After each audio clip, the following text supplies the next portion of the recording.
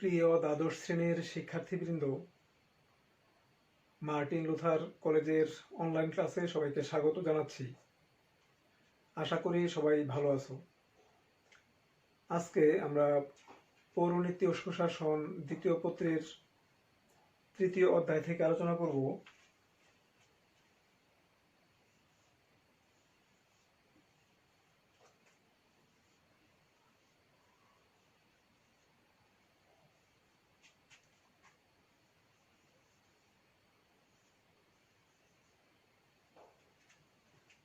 নবাব আব্দুল লতিফ। বাংলার সৈয়দ আহমদ নামে খ্যাত 19 শতকের বাংলার মুসলিম জাগরণের অগ্রদূত এবং সমাজ সংস্কারক, সমাজসেবক নবাব আব্দুল লতিফ 1828 সালে ফরিদপুর জেলার রাজাপুর গ্রামের এক সম্ভ্রান্ত মুসলিম পরিবারে জন্মগ্রহণ করেন। তার বাবা কলকাতার দেওয়ানি আদালতের একজন আইনজীবী ছিলেন। তার বাবা পাশ্চাত্য শিক্ষার প্রতি অনুরাগী ছিলেন এবং তিনি পাশ্চাত্য শিক্ষার প্রয়োজনীয়তাও অনুভব করতেন। এই জন্যই তিনি নবাব আব্দুল লতিফকে আরবির পাশাপাশি ইংরেজি ভাষার শিক্ষার প্রতিও সচেষ্ট হন। ছোটবেলা থেকেই নবাব আব্দুল লতিফ অত্যন্ত মেধাবী ছিলেন।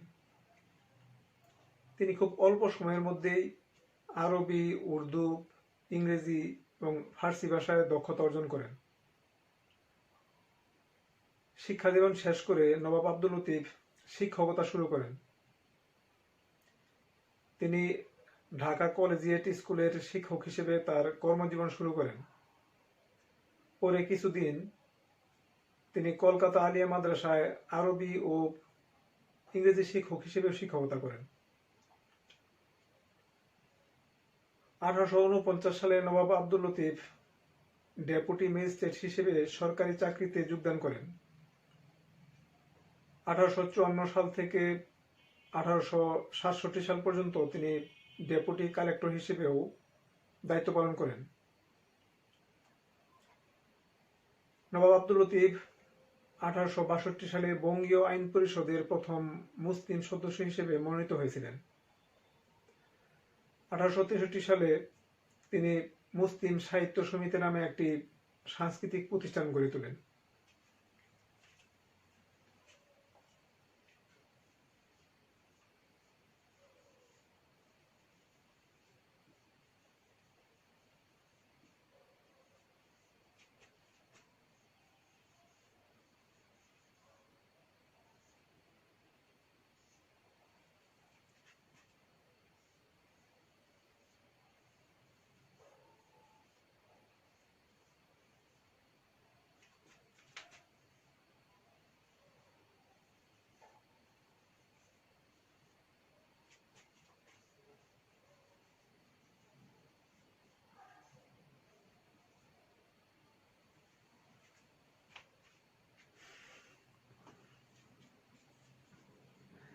নবাব আব্দুল লতিফ যখন সাতক্ষীরায় ডেপুটি ম্যাজিস্ট্রেট হিসেবে কর্মরত ছিলেন, তখন সেখানকার কৃষকদের উপর ইংরেজ নীলকরদের অত্যাচার তিনি প্রত্যক্ষ করেছিলেন।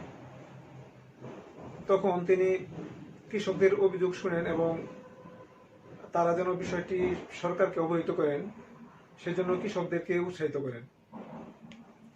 মূলত তার উদ্যোগেই নীলকরদের অত্যাচার বন্ধ করার লক্ষ্যে 1860 সালে ইংরেজ সরকার নীল কমিশন গঠন করেন।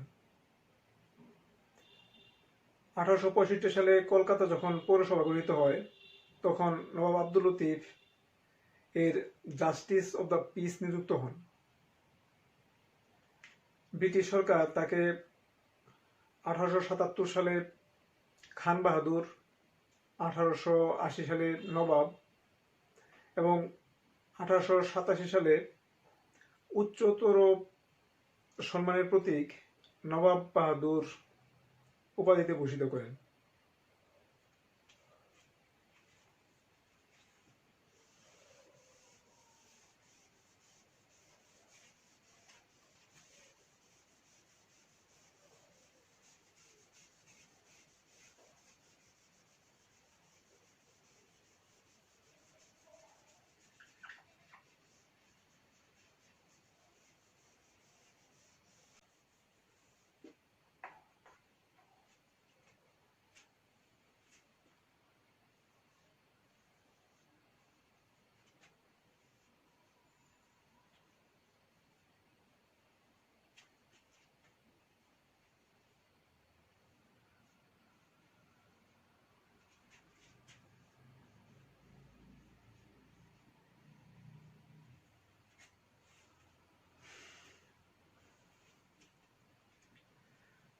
সমাজ সংস্কার, রাজনীতি এবং শিক্ষা বিস্তার এই প্রত্যেকটা ক্ষেত্রেই নবাব আব্দুল লতিফের অবদান ছিল অসামান্য।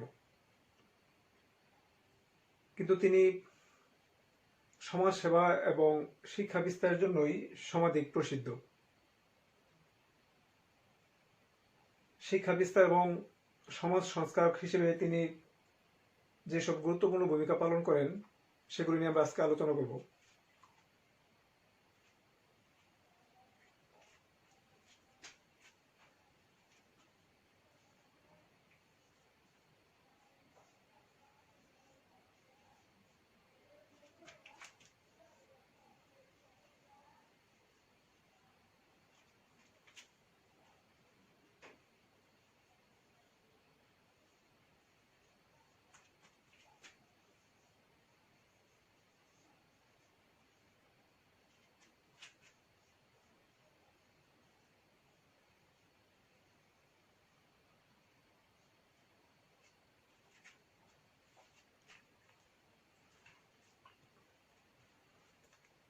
ভারতবর্ষে ইংরেজ শাসন প্রতিষ্ঠিত হওয়ার পর বেশি ক্ষতিগ্রস্ত হয় মুসলিমরা। চিরস্থায়ী বন্দোবস্তের ফলে হিন্দু জমিদাররা জমির মালিক হন আর মুসলিমরা তাদের ভূমি হারাতে থাকেন। ফার্সি ভাষার পরিবর্তে যখন 1837 সালে ইংরেজি ভাষাকে রাষ্ট্রভাষা হিসেবে চালু করা হয়, তখন শিক্ষিত মুসলমানরা সরকারি চাকরির জন্য অনুপযুক্ত হয়ে যায়। এই জন্যই 19 শতকের মাঝামাঝি সময়ে মুসলমানরা অত্যন্ত অসহায় হয়ে পড়ে। মুসলমানদের এই অবস্থা থেকে উদ্ধার করার জন্যই নবাব আব্দুল লতিফ প্রচেষ্টা চালান। মুসলিম নেতারা আগে ইংরেজি ভাষা এবং পাশ্চাত্য জ্ঞান বিজ্ঞানের শিক্ষাকে নাজায়েজ বা অবৈধ হিসেবে ঘোষণা করেছিলেন। কিন্তু নবাব আব্দুল লতিফ নিজে আরবি ও ইংরেজি শিক্ষা করে মুসলমানদের জ্ঞান বিজ্ঞানের শিক্ষার প্রতি আগ্রহী করে তোলেন। তিনি বিভিন্ন স্থানে সভা সমিতি করে ঘোষণা করেন যে ইংরেজি শিক্ষা ছাড়া মুসলিমদের উন্নতি করা সম্ভব নয়।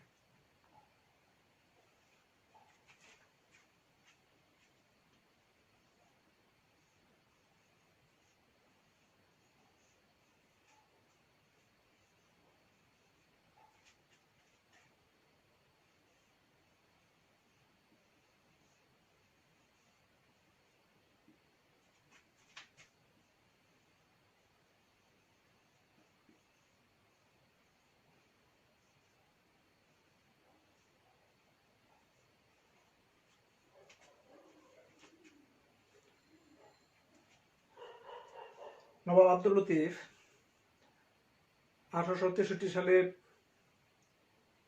মোহামেডান লিটারেরি সোসাইটি বা মুসলিম সাহিত্য সমাজ প্রতিষ্ঠা করেন। তিনি ছিলেন এই সোসাইটির সেক্রেটারি। সমগ্র ভারতবর্ষের প্রায় 500 জনেরও বেশি মুসলিম এই সোসাইটির সদস্য ছিলেন। এই সোসাইটির সবার কার্যক্রম উর্দু, ফার্সি, আরবি এবং ইংরেজি ভাষায় পরিচালিত হতো।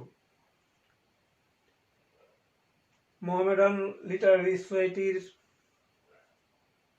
গঠনের উদ্দেশ্য ছিল ভারতবর্ষের মুসলমানদের ইংরেজি ভাষার মাধ্যমে পাশ্চাত্য শিক্ষায় শিক্ষিত করে তোলা।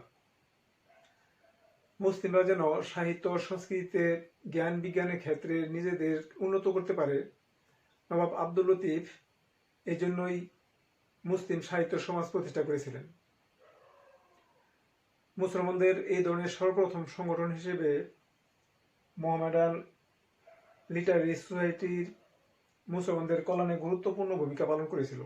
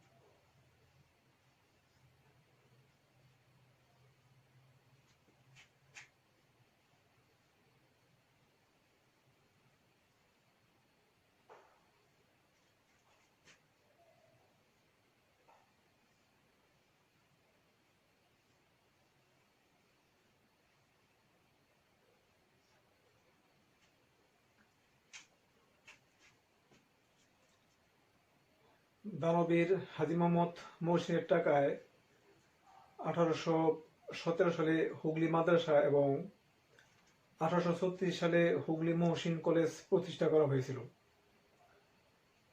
তখন মহসিন ফান্ডের টাকা শুধুমাত্র শিয়া মুসলিম ছাত্রছাত্রীরাই বৃত্তি হিসেবে পেত।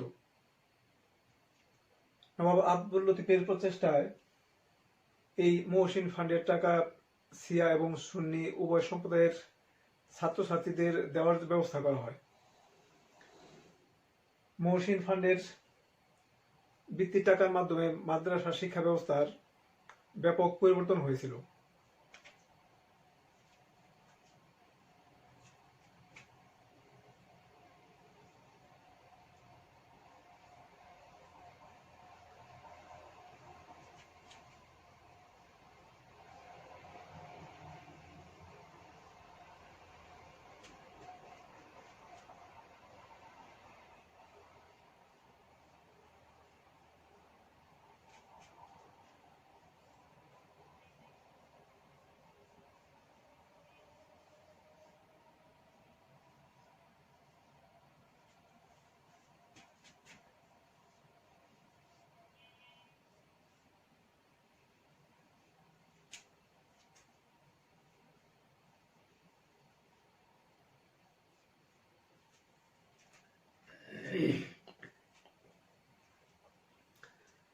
ইংরেজি শিক্ষা প্রসারের জন্য কলকাতায় 1817 সালে হিন্দু কলেজ প্রতিষ্ঠিত হয়।